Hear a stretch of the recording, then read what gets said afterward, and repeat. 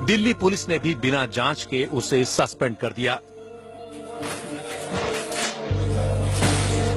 कोई बात नहीं, कोई बात नहीं। पुलिस विभाग से लेकर हम सब एक सिपाही के बारे में एक ही तरह से सोचते हैं। किसी ने यह नहीं सोचा कि जवान को बीमारी हो सकती है। बाद में पता चला कि जवान को स्ट्रोक लगा था। जवान ने केस किया कि मीडिया से मुआवजा मिले। केस तो खारिज हो गया, मगर मोहम्मद सलीम नौकरी पर बहाल हो गए। कोई बात नहीं।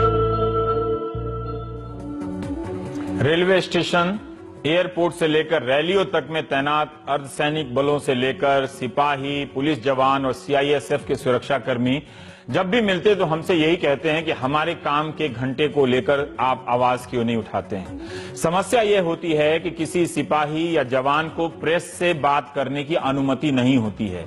इसी कारण हम जवानों की समस्या उनकी नौकरी में रहते हुए आप तक नहीं पहुंचा पाते हैं, लेकिन जानते जरूर हैं। एयरपोर्ट में जब वो चेक करते हैं तो उसी दौरान कान में बता देते हैं कि कितनी दिक्कत से वो यहां काम कर रहे हैं। लेकिन अब यह काम थोड़ा आसान हुआ है दिल्ली पुलिस के सिपाही बाबूलाल की हिम्मत के कारण।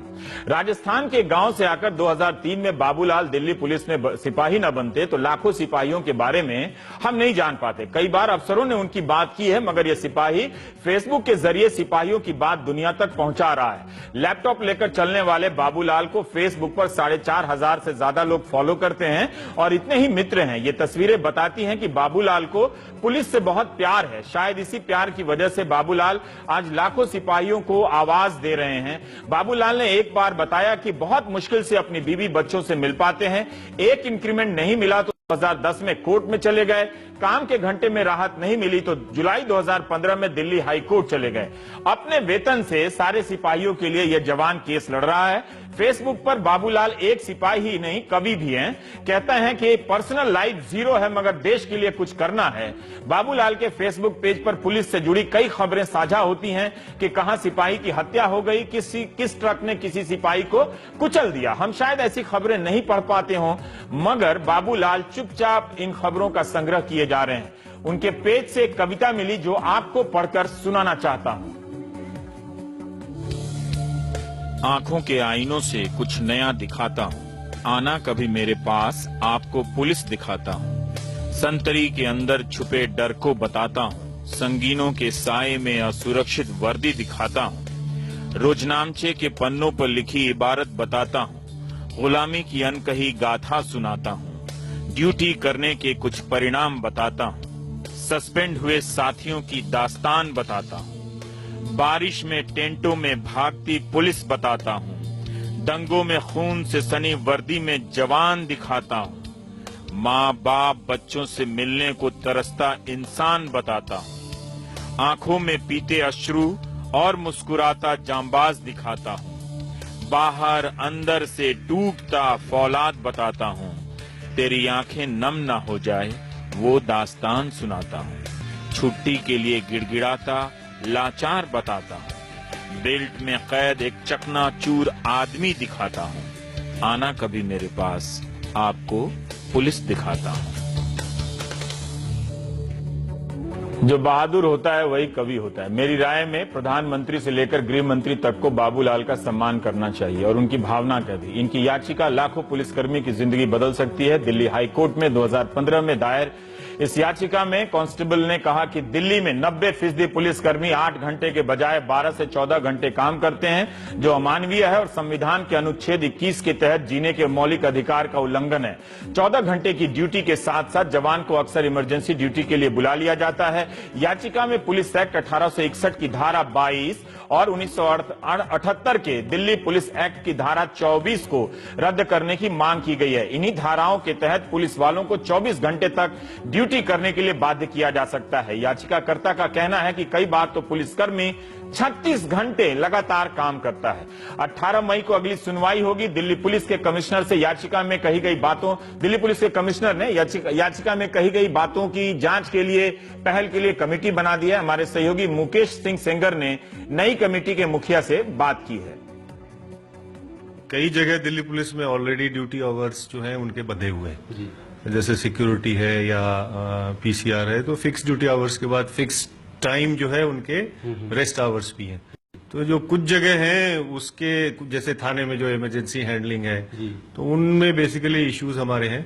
तो ये कमेटी देखेगी कि कैसे हम इसको फीजिबल तरीके से इसका क्या समाधान निकाल सकते हैं। जो बाबूलाल ने कविता में कही है उसी को हमारे सहयोगी मुकेश सिंह सेंगर ने कुछ जवानों से ऑफ रिकॉर्ड बातचीत कर रिपोर्ट की शक्ल में पेश की है।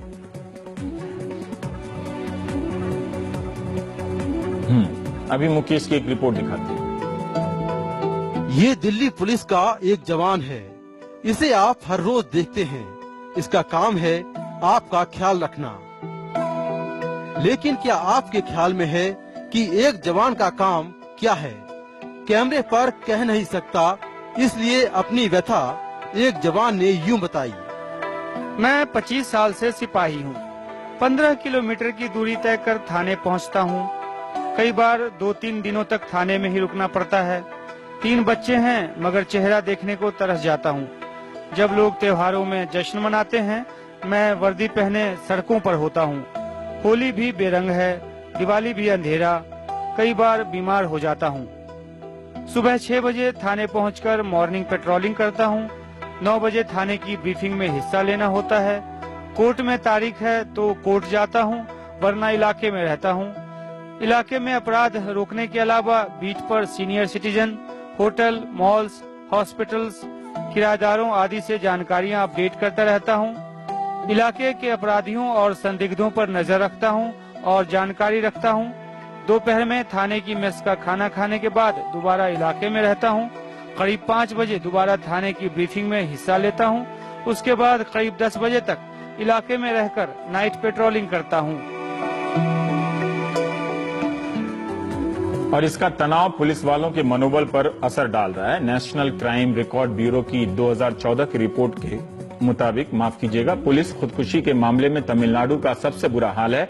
साल 2010 से 14 के बीच यहां 166 पुलिस कर्मियों ने खुदकुशी की।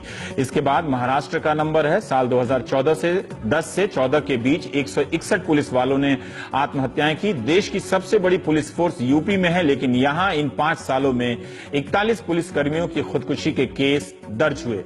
दिल्ली में 39 पुलिस वालों की खुदकुशी के केस इन 5 सालों में दर्ज हुए हैं। पुलिस से जुड़े मामलों में रिसर्च से जुड़ी संस्था bureau of police research and development BPRD ने इस सिलसिले में पिछले साल एक सर्वे किया तो पता चला कि 68% से ज्यादा एसएचओ और 76% सुपरवाइजरी अफसरों को प्रतिदिन 11 घंटे से ज्यादा ड्यूटी पर रहना होता है। 28% एसएचओ और 30% सुपरवाइजरी अफसरों ने बताया कि वो 14 घंटे प्रतिदिन ज्यादा काम करते हैं। 73.6% पुलिस स्टेशन के स्टाफ ने बताया कि वो हफ्ते में एक बार भी अपना वीकली ऑफ नहीं ले पाते। आधे पुलिस कर्मियों का कहना है कि उन्हें महीने में अपने ऑफ के दौरान 8 से 10 बार काम पर बुला लिया जाता है। हम इस पर बात करेंगे, लेकिन एक छोटा सा ब्रेक लेते हैं, जल्दी लौटते हैं।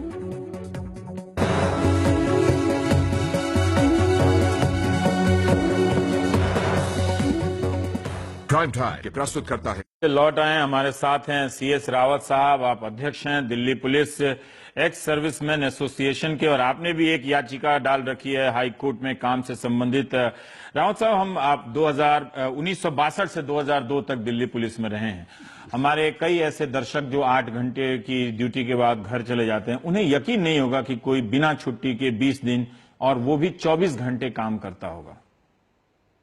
आप समझा सकते